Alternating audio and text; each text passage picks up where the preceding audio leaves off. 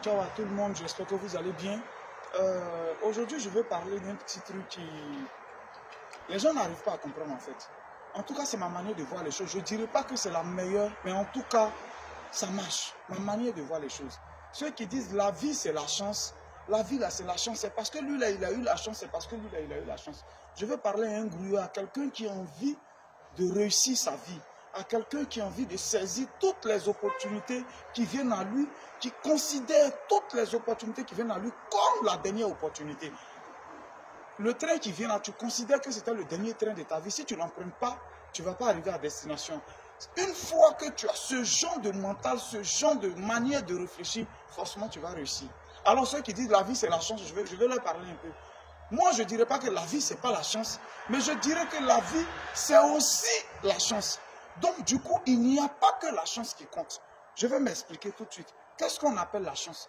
Qui a une fois vu la chance venir? La chance porte quel habit? C'est quelle couleur d'habit?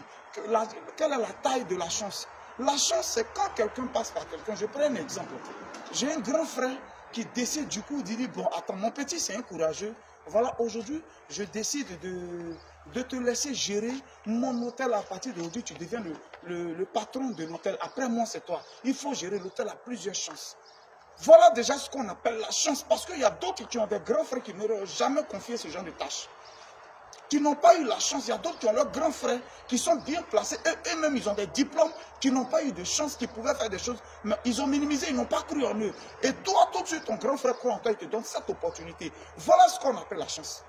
Ça, c'est une des chances. Alors, qu'est-ce que tu fais? À la chance, qu'est-ce qu'il faut ajouter? Dès qu'on te met responsable net, tu es devenu directeur. Ça ne veut pas dire que tu gagnes l'argent tout de suite. Tu commences à avoir des biens, non. La chance est déjà venue parce qu'une porte s'est ouverte. On appelle ça une opportunité, une chance. Qu'est-ce qu'on fait maintenant pour aller de l'avant? Pour avoir soi-même, pour être, c'est-à-dire pour avoir le succès. Il faut être assidu au travail. Il faut considérer le travail du grand frère qu'il t'a confié. Il ne faut pas que ton grand frère ait honte de t'avoir mis. Il ne faut pas que ton grand frère regrette. Alors, tu fais respecter les heures de travail.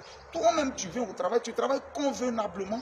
Ton salaire qu'on te donne, ton salaire qu'on te donne, toi-même, maintenant, c'est dans ton salaire. Si on te paie 250 000, il décide de mettre 100 000 francs de côté, il ne touche pas. À partir d'aujourd'hui, il ne touche pas. Toi-même, tu fais des sacrifices. Tu fais fi sur toi-même, c'est-à-dire tu fais fi de certaines choses. Tu fais pression sur toi-même. Et un peu, tu économises. Au bout de 2 ans après avoir géré, tu vas te retrouver tu auras un peu d'argent, tu auras mis un peu d'argent de côté. Là, maintenant, ce n'est plus Dieu qui va cotiser pour toi, je répète.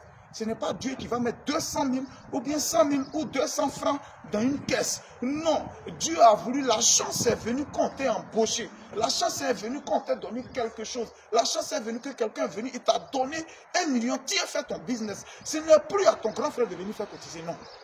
Ce n'est plus à Dieu de venir faire cotiser pour dire mettre de côté, non.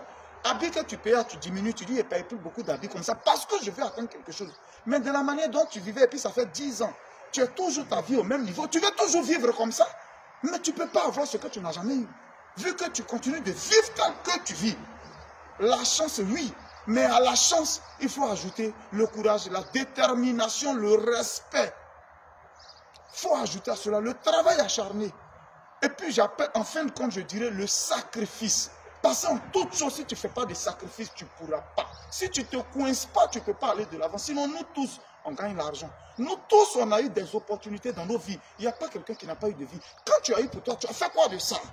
Qu'est-ce que tu as fait de l'opportunité, de la chance que tu as eue? Tu as fait quoi de ça? On va continuer ce débat après. C'était Guigui le Grouillard de Boulogne. Dans ton point de vue en commentaire, on est ensemble. Ciao, ciao, ciao, ciao.